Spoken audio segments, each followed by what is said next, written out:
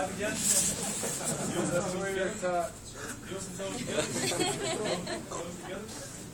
Okay, so I want you to stand. Marines are very good at doing what? Following orders. Standing still. They don't follow orders very well. They stand still really well. You get taught from day one how to stand, and you stand there for a long time. This is one part where Marines do really good on, because they can stand at attention and not move.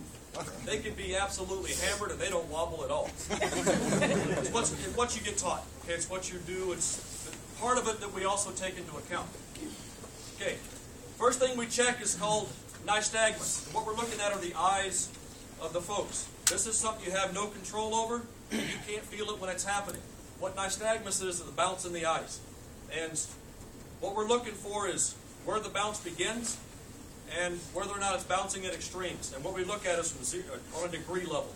Where your nose is at is 0, at about your shoulders that's about a 45. So we're looking at your eyes, and we're going across, and we're judging about where we start seeing bounce, and whether or not we got bounce all at maximum deviation, which is out at the 45. Depending on where the bounce is at, tells us what your approximate BAC is going to be. I can look at your eyes and give you a close estimate generally on what I'm seeing. Some guys have a medical condition of nystagmus. They've eyes bounce all the time. Okay, go on through here. Don't move your head. Always sit back in with your eyes open. Understand?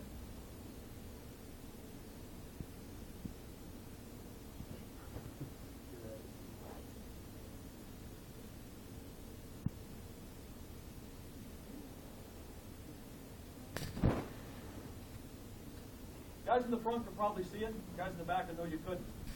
Gunny's eyes, we're here. What we're looking for also along with nystagmus is smooth pursuit or nice and smooth movement. Gunny's eyes. Back and forth. It's not smooth pursuit. But nystagmus didn't show up until quite a ways out. Okay, smooth pursuit is just that. You can't feel it. But nystagmus, as far as seeing it, was quite a ways out. It wasn't in very close. And the farther out we're seeing it, the lower the BACs are. Usually out at a 45, if we see it out at maximum deviation, you're going to be about an 08. And then you take it by 5s, 45, 40, 30, 35, you can take it in and go up generally by 08, 09, 10, 15, 20. It just goes up as the closer you get towards center. Okay, but 08 is about a 45, generally about that point. 06 to an 08 category. We'll see what the gunny is in a bit. Okay, ready to take guard? What do we do? Hold the pin, keep your eyes up. Don't move your head, back and forth and go.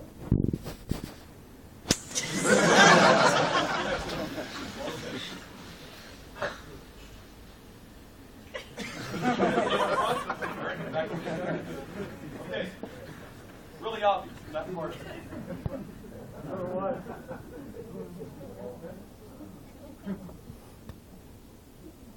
You got to see the bounce in the front?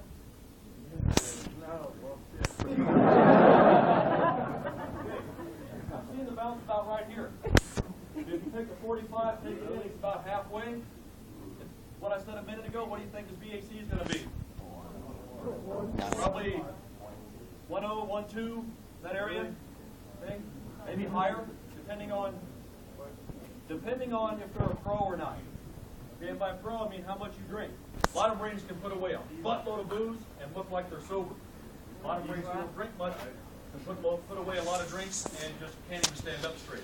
So depending on how well you tolerate alcohol, depends on where the bounce can kick in at. Also, what I'm looking at, I'm watching somebody's movement.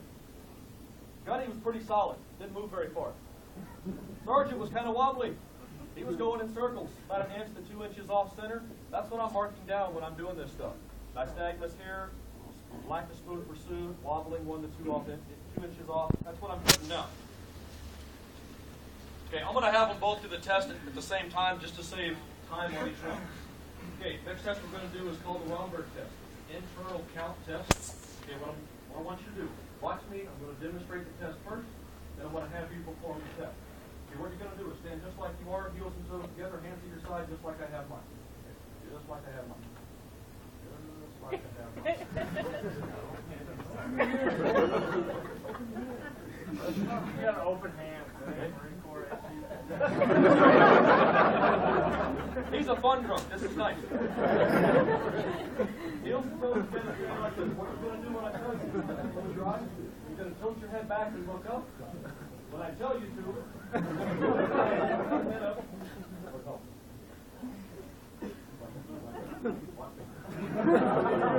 Watch me first. Okay, you're going to tilt your head back and close your eyes. When I tell you to, you're going to take 30 seconds in your head. When you think 30 seconds is done, tilt your head forward. Tell me you're finished. 30 seconds, whatever, just let me know. You guys understand the test? Okay. Close your eyes.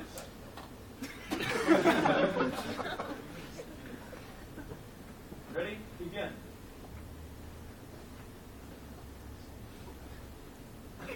Even at roadside, I'm going to have my partner standing behind you. We always do that for your safety. We don't want to see anybody fall down and knock their head off the ground and end up dying on us. Okay, we're not out there to kill anyone. We're just out there to do our job. We're going to have our partner stand right behind you while we do what we do. Okay? Boom. Okay. Right there. All right. Okay, with the Romberg test or the internal count, somebody who's intoxicated, they take a long time to do that 30 seconds. But the look at as far as what's good or bad, you can be 10 seconds either way. You can be at 20, you can be at 40 within that window, and that's still reasonable.